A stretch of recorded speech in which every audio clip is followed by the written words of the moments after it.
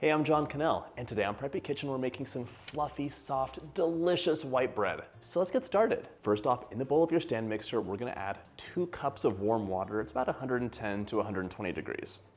And if you're making this on an ice cold day, feel free to rinse your bowl out with some warm water so it doesn't draw the temperature down. To feed our yeast and soften our dough slightly, we're gonna add 2 tablespoons of sugar, 1 and 2. And of course, the star ingredient is gonna be our active dry yeast. I want 2 packets of this. You might think, why are we making white bread? I can buy that at the store. And yes, you could, but once you make your own bread, first of all, the bread in the oven smells so good, and homemade bread is just gonna be better. No preservatives, you made it fresh that day. It hasn't been made at like some factory bakery a week ahead of time, and it's delicious. Second packet goes in, and remember, you're using active dry, not instant yeast. Give it a little bit of a stir, and we're gonna set this aside for about 5 minutes until it's nice and foamy. If your yeast doesn't foam, it's probably expired and you have to start over again. You cannot make this recipe without healthy yeast. While our yeast foams up, let's measure out the flour. I want 6 cups or 720 grams, and it's really important to use the correct amount of flour. So today, I'm using a scale. If you don't have a scale, that's fine. Fluff the flour up in the canister and then sprinkle it into your measuring cup and level it off. And just like that, you have the perfect amount of flour. I'm also gonna add 2 teaspoons of salt to my flour. And by the way, if you like my videos, go ahead and hit that subscribe button. There's 2 new recipes every single week. Give that a mix. After 5 minutes, the yeast is nice and foamy, and it's time to add our flour and salt in. Just dump it all in. For some added richness, I also want to add 4 tablespoons of melted butter, but make sure the butter is not screaming hot. That might make your yeast a little bit sad. And speaking of richness, if you wanted to have a little bit of a softer, richer dough, you could replace half of the water with milk. So you could have 1 cup milk, 1 cup water, and just warm that up at the beginning of the recipe. Pop your dough hook on, and we're gonna mix this on low for a minute until it all comes together and it's like a nice shaggy mixture. And of course, you could make this by hand. People did it for thousands of years. You would just be probably mixing up with a large spatula until it comes together, and then mixing more with a wooden spoon and moving to kneading. It's a very relaxing thing to do, and like I love having my kids help me make breads and doughs because fine motor control, it's a fun thing to do together, and everything tastes more delicious when you help make it.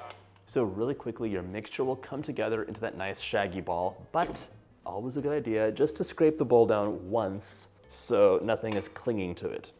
It smells so good already. I love the smell of yeast. We're gonna increase speed now to medium-low and have this mix for 5 to 7 minutes until it's nice and smooth and springs back, and I'll show you what that looks like. This step is just developing the proteins in the flour to give you that wonderful, chewy texture, although this white bread is so pillowy soft. This recipe is gonna make 2 loaves of bread, 1 to enjoy now, usually, and 1 to pop into the freezer for up to 3 months. Then you can just defrost it and have fresh bread on demand. You could also make burger buns with this. Same recipe, and just follow my steps for making a bun. There's a video for that on the channel, or you can go to the blog too. So, after about 5 minutes, you can see my dough has really come together. We've developed the gluten, and it's time for a test. You wanna make sure the dough will spring back when you press it, so let's see. Yeah, the dough didn't really spring back, and you can see that it really tore as my hook raised instead of stretching out. I don't know, it's getting there, but 2 minutes will definitely do it some good. So I'm gonna go for the full 7. The other key is that my fingers are covered in dough, and your dough should feel wet, but not super sticky. And it shouldn't be sticking to your fingers, so we definitely need to knead it some more. 2 minutes later for a total of 7, and now, see, it's really clinging to the dough hook. It's not sticking to my fingers. That's all it needed. So really, really nice. So let's get all the dough off the dough hook.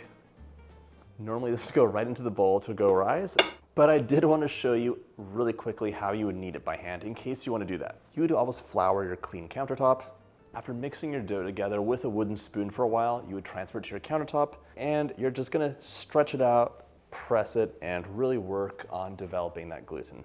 This is already perfect, so I don't have to do it very long.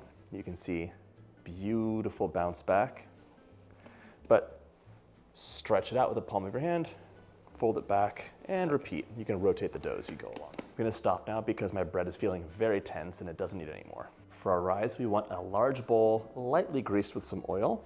You could use your hand or a brush and just spread it around just to make sure nothing sticks. Transfer your dough into your large bowl and give it one flip just to make sure that it's all nicely coated with the oil. That's gonna prevent any drying out. Now we're gonna cover this up and it's gonna go into a nice cozy place for 40 to 50 minutes or until it's nearly doubled in size.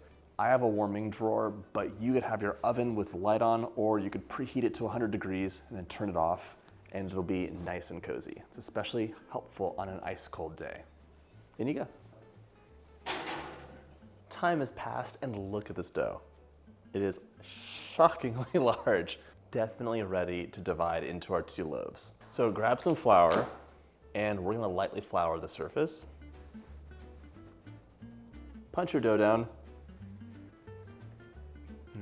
So satisfying. Now plop the dough out onto your lightly floured countertop. Divide this into 2. And we're gonna finesse this piece of dough into an 8 by 12 inch rectangle. You wanna develop some structure so it has a really nice rise. So close. 9 by 12, perfect. Starting with the short end, we're gonna roll this up into a tight log, and this is gonna give us the structure we need. There we go. Pinch the seams tightly on the side and tuck them under the loaf. This loaf turned out so ugly. No, don't tell anybody. Grab your loaf pan, spray the inside. You could also butter it if you wanted. And now use your bench scraper to pick up your loaf and plop it into your loaf pan. Just like that. Okay, full disclosure, this looks a little upsetting to me. It's gonna be delicious and it's homemade so nobody cares, but for a better result, take the top pretty end of your dough and place that face down, and this ugly side with all the wrinkles will be face up. Same steps as before, just go ahead and finesse this into a 9 by 12 inch rectangle. Roll tightly. Much better. Pinch the edges, tuck underneath, and pick it up with your bench scraper. Transfer to your loaf pan, cover up, and we're gonna place them in a cozy place to rise one more time for 25 to 30 minutes or until they're just poking up over the top, so cover loosely. Once your loaves start that second rise, it's time to preheat your oven to 350 so your oven is nice and toasty when your bread's ready to go into the oven.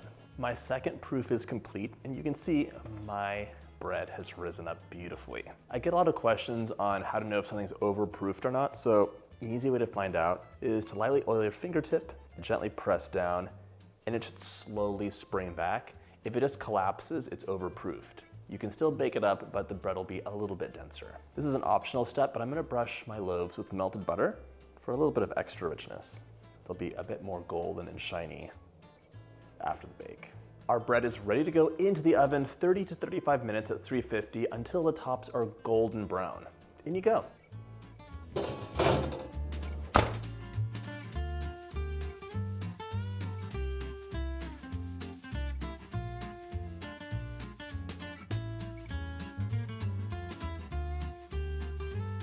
Allow your bread to cool completely, give it a slice, and just like that, it's ready to enjoy.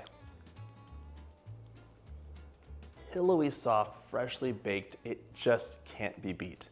I hope you get a chance to make this delicious recipe, and if you like my videos, hit that subscribe button and check out my bread playlist.